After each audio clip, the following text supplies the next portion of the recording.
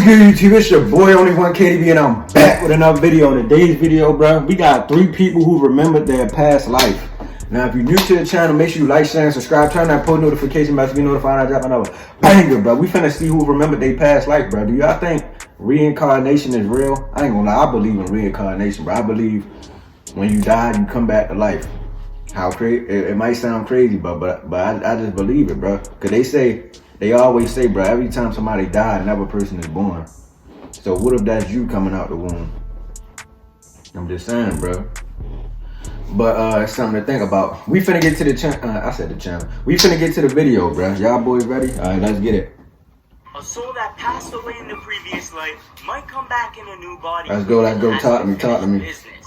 And while some remain skeptical of reincarnation, here are 3 bone-chilling stories of people who remembered their past life, and some even solved their own murders. Dang. First up, the boy who solved his own murder.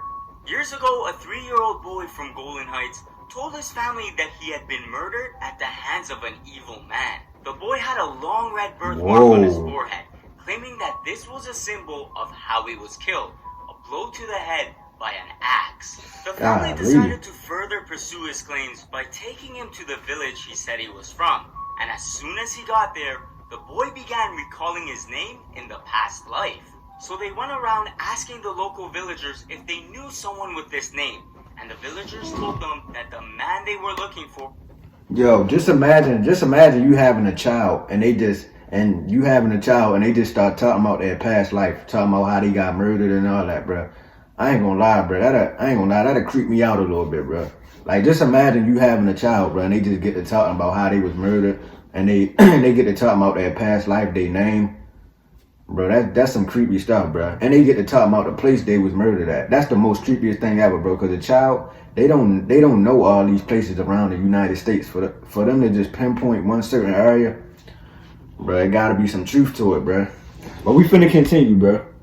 Had been missing for 4 years. Now, as the boy was being led through the village, seeing everyone, something struck, and he remembered the first and last name of his murderer. And suddenly, the boy walked up to a man and called him by his name and said, "Aren't you him?" The man answered, "Yes." Then the boy said, "I used to be your neighbor.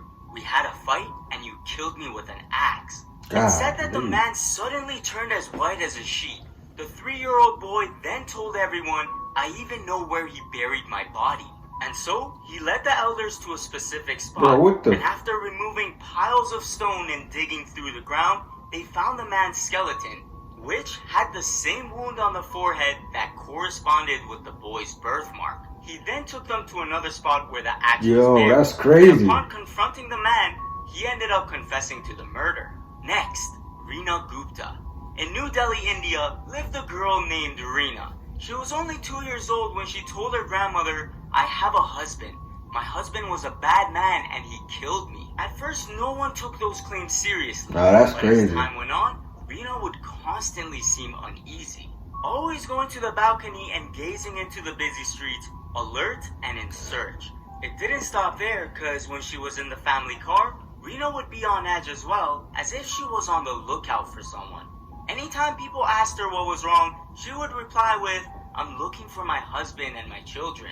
Years passed. I ain't gonna lie, bro. That's some serious shit right there, bro. I ain't bullshitting. As she would keep talking about her children and her heartbreak from being torn apart from them. That was until one day when a colleague of Reena's mother told them about a family whose story aligned with hers. Now this part's really important, because it led them to Sardar Kishan Singh and his wife, who were parents of Gurdeep Kaur, a woman murdered by her husband on June 21st, 1961. The Singhs were intrigued by the possibility that Reena could be linked to their dead daughter, so they paid a visit to them. As Reena was just waking up from her sleep, upon seeing the Singhs, without even being told who they were, her face lit up and she said, "They're my father and mother." The next day, the Singhs brought Gurdeep's sister Swarna to see Reena, and as soon as Reena saw her, she immediately called her by her nickname, Sarno. Reena was then taken back to the family's house, where she instantly recognized herself as Gurdeep in a photograph. But not long after, the news got out and it grabbed the attention of Surjit Singh, the husband and killer of Gurdeep. By then, Serjeet was out of prison What the- due to good behavior after serving a 10-year-long sentence for murdering his wife and her brother. Bro, he only So get 10 naturally, years for that? He decided to pay the family a visit. But when Rena heard he was coming over, she had no wishes of seeing him, saying, "He will kill me again." Despite that, they ended up meeting in 1975 when Rena was 9 years old. And a photograph of them taken together shows just how uncomfortable Rena seems around him, convinced that this was the man that murdered her all those years back. Up next, James Yo, that's Leinenberg. wild. From a young age, this little boy was insanely familiar with aircraft. He would even draw battle scenes from World War II. Not long after, James started having 5 nightmares a week, screaming things like "plane on fire" or "little man can't get out." His parents began questioning him about what he was saying in his sleep, like what kind of plane he was in, which he said, Corsair. Then they asked why his plane crashed, and he replied with, "It was struck down by the Japanese." "Well, where was your plane launched from?" He said, "An aircraft carrier named Natoma." Then mentioning his name in the previous life was coincidentally James as well. The parents wanted to disprove their Golly. son's claims, so they tracked down US veterans for some answers. After getting in touch with them, it was confirmed that the person the boy was talking about was in fact James Houston, a fighter pilot who was struck down over Chichijima, Japan. The little boy then met Natoma Bay veterans and instantly recognized them by name.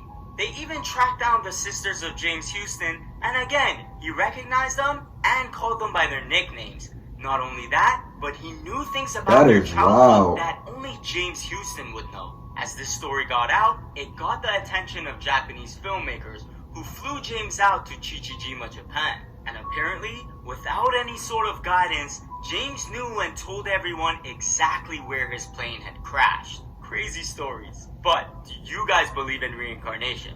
Or do you Yo, still think it's that's BS? wild, And if you do, bro. how would you explain these stories and the evidences that come with it? Let me know in the comments section Proof, below. this Smash that like 100% button proof, for that bro. algorithm, Reincarnation and is real, subscribe for bro. a lot more content like this. There's no way they know all that stuff, bro. But anyway, if y'all enjoyed that reaction, make sure y'all like, share, and subscribe. And I'm out of here, bro. Yo, that was crazy, bro. I ain't gonna lie, bro. Reincarnation is real, bro. The proof right here, the proof in the pudding, bro. There's no way they remembered and knew all that stuff, bro. But we finna get out of here.